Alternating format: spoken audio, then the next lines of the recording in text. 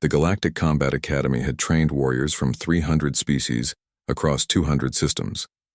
In its 4-century history, no human had ever walked through its obsidian gates, until Adonis Elsa, Commander Vexthor, a towering Krasnian with chitinous armor and forearms built for dismemberment, stood before the assembled recruits.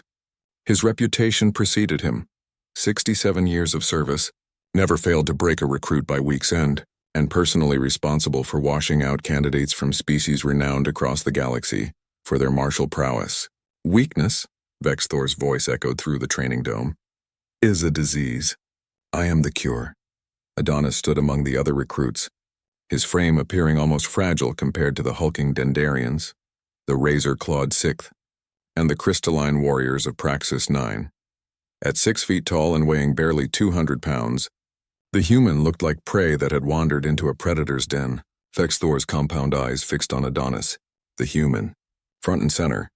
The other recruits parted like water. Adonis stepped forward, his face neutral, his dark eyes meeting the instructor's without flinching. Your species petitioned for 3 standard years to gain entry to this academy, Vexthor said, circling Adonis like a moon orbiting a planet. Humans, no natural armor, no venom, no enhanced musculature, no psionic abilities. He stopped directly in front of Adonis. Tell me, soft thing, why shouldn't I save us all time and expel you now? Sir, I'm here to graduate, Adonis replied simply. The blow came without warning. Vexthor's lower right fist struck with the force of a kinetic hammer, catching Adonis square across the face. The crack of breaking cartilage echoed through the dome. Blood erupted from the human's nose and he staggered backward, his vision swimming with stars. Pathetic, Vexthor announced to the assembly. This is what happens when inferior species reach above their station. Adonis tasted copper. His nose was definitely broken, possibly his cheekbone too. Through watering eyes, he straightened his posture and returned to attention. He didn't touch his face. Didn't wipe the blood now streaming down his chin. Sir, ready to continue, sir? Something flickered in Vexthor's expression. Interest, perhaps, or hunger. The weeks that followed were designed to forge legends or create corpses. The Dendarians, 7 feet of muscle and fury, tapped out during the zero-gravity combat trials. The Sixth warriors, whose claws could tear through titanium, withdrew when the psychological warfare simulations broke their pack mentality minds. The Praxis 9 candidates shattered, quite literally, during the extreme temperature endurance tests. Adonis bled through every trial. His nose, improperly healed, sat crooked on his face, but he never stopped moving forward. During the 48-hour forced march through the simulation of a Class 2 death world, carrying twice his body weight in gear, Adonis watched as warriors who could bench press small vehicles collapsed from exhaustion. Humans, as it turned out, were persistence predators. While others sprinted and failed, Adonis simply refused to stop. In the neural resistance training, where psychic attacks from captured specimens would assault their minds, Adonis discovered something the galaxy hadn't anticipated. Humanity's evolutionary path had been lonely, without telepathic species to compete against. Their minds were fortresses not because they were strong, but because they were different. Alien. The psychic attack slid off his consciousness like water off stone. By the final week, only 3 recruits remained from the original 30. Adonis, a Krasnian named Thex, and Vexthor's own nephew Carvex. The final trial was simple in concept, brutal in execution, single combat against Commander Vexthor himself. Full contact. Fight until someone couldn't continue. Thex lasted 4 minutes before his exoskeleton cracked. Carvex, shame burning in his eyes, lasted 7. Then came Adonis Elsa. You've surprised me, human, Vexthor admitted as they faced each other in the combat circle. You have endured, but endurance is not victory. Sir, with respect, Adonis said, rolling his shoulders. You broke my nose on day 1. I'm still here. Where are the others? The fight began. Vexthor had the advantages. Reach, strength, armor, forearms, and decades of experience. He used them all. But Adonis had something the instructor hadn't accounted for. He had learned.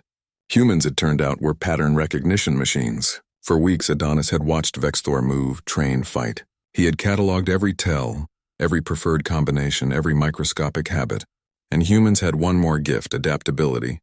They learned not just with their minds, but with their bodies, building new neural pathways with every repetition. Vexthor struck high. Adonis ducked inside. targeting joints where the chitinous plates met soft tissue. The commander aimed to grapple. Adonis became fluid, slipping grips that should have been inescapable. Every time Vexthor thought he understood the human's pattern, Adonis changed. The fight lasted 23 minutes. It ended when Adonis, bloodied and barely standing, managed what no recruit had ever accomplished. He got behind Vexthor, wrapped his arms around the commander's thick neck and locked his legs around the Krasnian's torso. Then he squeezed, and refused to let go, even as the forearms tried to pry him loose, even as his ribs cracked, even as the world went gray at the edges. Vexthor's struggles weakened, then stopped. The medical team rushed in immediately, stabilizing the commander. Spinal trauma, they reported, severe but repairable. He would live, but his combat days were over. Graduation day came under strange circumstances. Adonis Elsa stood in his dress uniform, his crooked nose a permanent reminder of his first day. The academy commandant herself presided over the ceremony.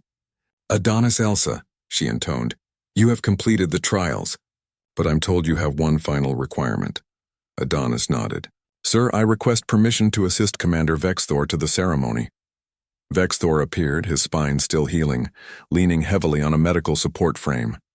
Adonis stepped forward and, with the commander's permission, carefully positioned himself to bear the instructor's weight. Together they crossed the parade ground, the human, carrying the weight of the warrior who had broken him on day one. When they reached the platform, Vexthor spoke, his voice broadcast across the academy.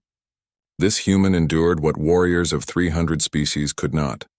He broke me as I broke him." He paused. "The difference is I stayed broken. He did not."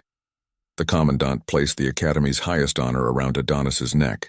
"The galaxy," she said, "should be very careful about underestimating humanity." Adonis Elsa saluted, his crooked nose catching the light of 3 suns. Behind him, the obsidian gates of the academy stood open, ready to welcome the humans who would surely follow. The galaxy was about to learn what Earth had known for millennia. Humans didn't need to be the strongest or the fastest. They just needed to be too stubborn to quit. And that, it turned out, was more than enough.